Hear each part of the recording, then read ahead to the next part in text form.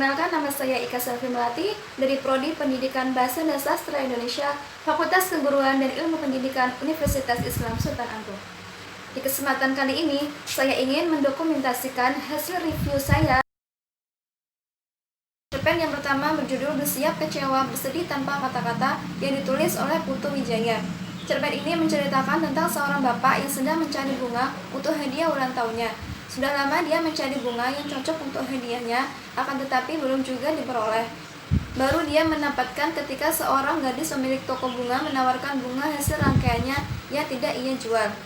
Gadis pemilik toko bunga itu langsung mengembalikan uang bapak pembeli bunga dan mengatakan bahwa bunga itu adalah hadiah untuk dia dan mengantarkan dia pulang dengan mobilnya. Menurut saya, dalam membaca cerpen ini, pembaca akan sadar pada hal-hal kecil yang ada dalam kehidupan sehari-hari. Masalah-masalah kecil yang sesungguhnya memberikan pengaruh yang besar sering kali dilupakan. Menurut saya, cerpen yang dibuat oleh Putu Wijaya ini sangat membuat saya tertampar karena masih ada seorang yang mencari hadiah untuk dirinya sendiri. Yang kedua, cerpen berjudul Tanah Air yang Hilang. Cerpen ini ditulis oleh Martin Almeida pada tahun 2017 oleh Kompas.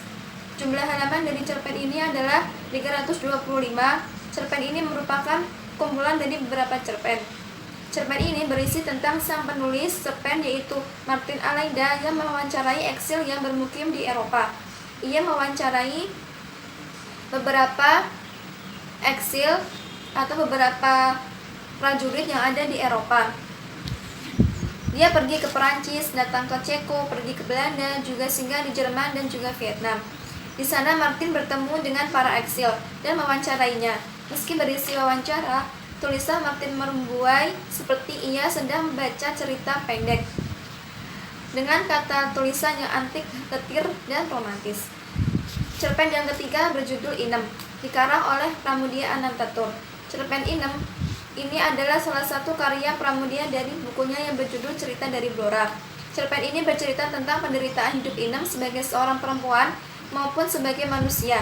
Sebagai perempuan, apalagi yang hidup di tanah Jawa dan dikungkung oleh adat kebiasaan tempat tinggalnya yaitu Blora yang masih sangat patriarki, Inem banyak sekali menerima perlakuan yang tidak adil.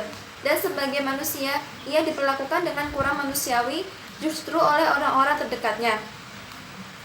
Beberapa pesan yang dapat diambil dari cerpen ini adalah setiap manusia hendaknya bekerja keras untuk mempertahankan hidupnya. Cerpen yang keempat berjudul Malam Terakhir. Cerpen ini ditulis oleh Laila S. Hudori pada tahun 1989. Malam Terakhir dibuka dengan kisah Paris Juni 1988 yang tidak bisa dibilang sebagai kisah roman, namun punya ending yang cukup mencengangkan.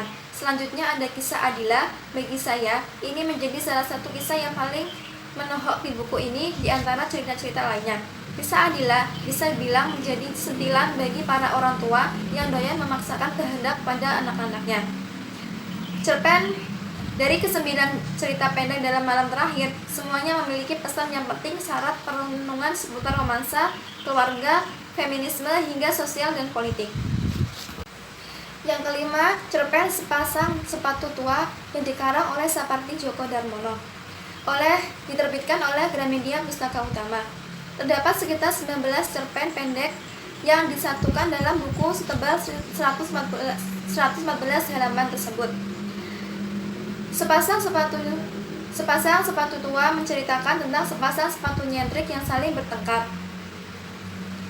Dalam cerita-cerita tersebut, Sapardi secara apik memainkan bahasa sederhana yang menjadikan benda-benda tersebut menjelma menjadi pencerita yang piawai dengan akhir kisah yang syarat dengan makna. Selain mengangkat personifikasi benda mati, dalam kumpulan cerpen ini Sapardi juga menceritakan hubungan antara manusia yang sering kali abai dari keseharian, serta cerita-cerita hikayat yang juga turut ambil peran pula dalam buku ini. Setiap cerpen yang diangkat dikemas dengan gaya bercerita yang khas, sekaligus menghasilkan narasi yang berbeda dengan bahasa yang bisa dihadirkan melalui puisi.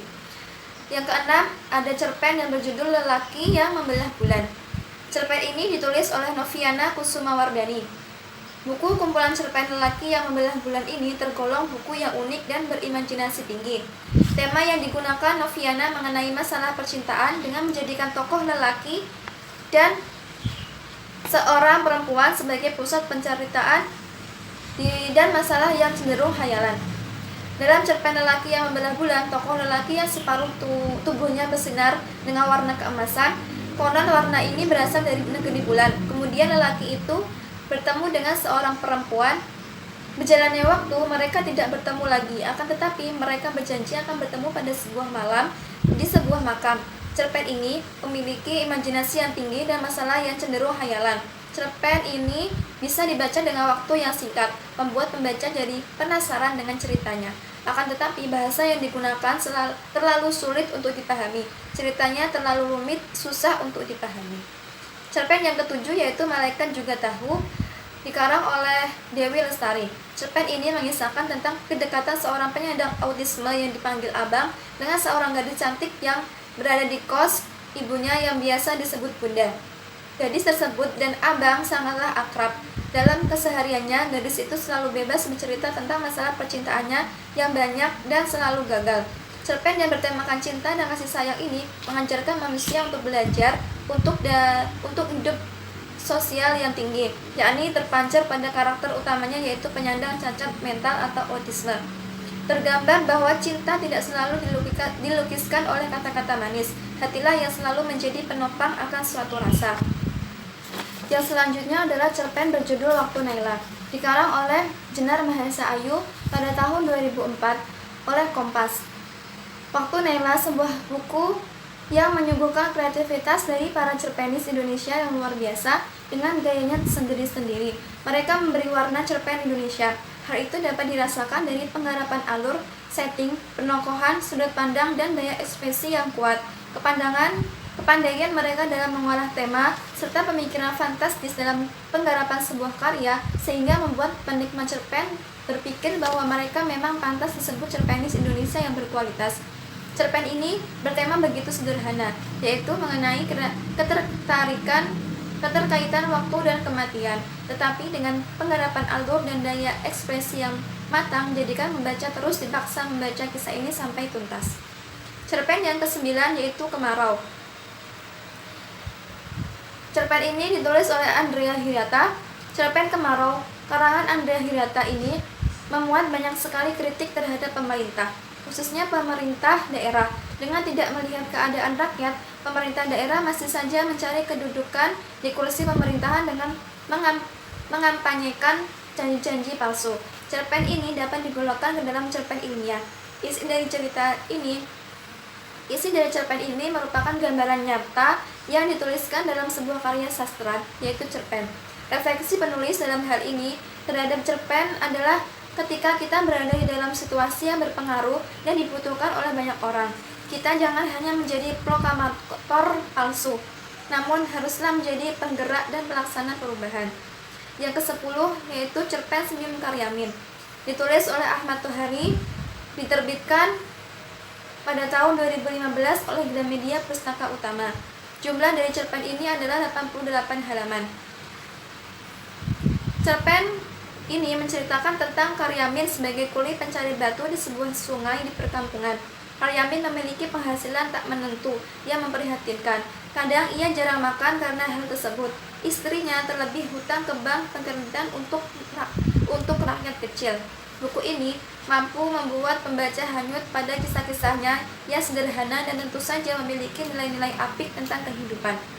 Tohari mampu menyelipkan banyak pesan yang menggumi dan syarat akan hal-hal yang barangkali kini kita abaikan.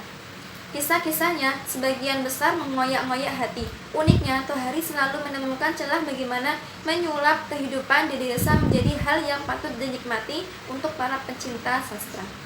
Yang ke-11 yaitu cerpen Rembulan dalam Cappuccino yang dikarang oleh Seno Gumira Aji Dharma.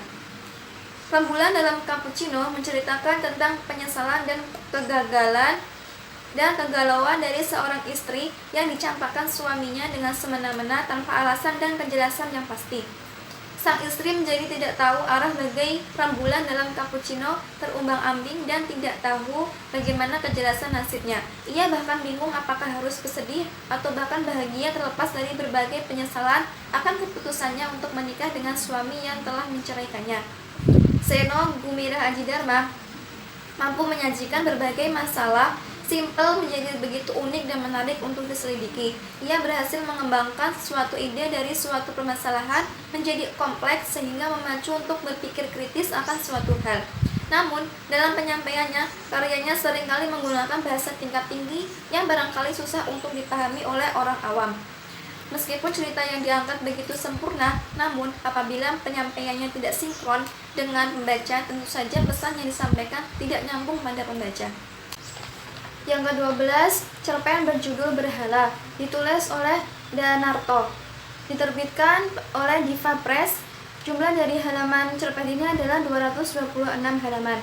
Semua cerpen dalam buku ini menyeratkan jalan pemikiran Danarto, bahwa realitas yang tak tampak menjalin menjadi satu seperti dunia dan akhirat. Apabila diamati selintas, dari judul pertama, agaknya cerpen-cerpen di buku ini masih membawa doktrin wahdat al-wujud dan aliran absurdisme, atau kendati tidak terlalu kentara. Setelah sebelumnya menuliskan judul dengan simbol jantung di panah, cerpen ini juga ditutup secara tak masuk akal. Yang ke-13 yaitu cerpen Maukah Kau Menghapus Bekas Bibirnya di Bibirku Dengan Bibirmu. Cerpen ini cerpen yang fenomenal sekaligus kontroversial ini bercerita tentang seorang laki-laki yang sedang menahan seorang perempuan yang ingin bunuh diri dengan terjun ke laut dari geladak kapal. Cerita dalam cerpen ini dengan gamblang menggambarkan bagaimana seorang wanita ingin lepas dari belenggu laki-laki, walaupun laki-laki itu tak lagi di sisinya atau sudah membebaskannya. Dan ketidakberdayaan perempuan untuk lepas dari belenggu tersebut bahkan memaksanya untuk melepas segala sesuatu yang pernah berasal dari kekasihnya.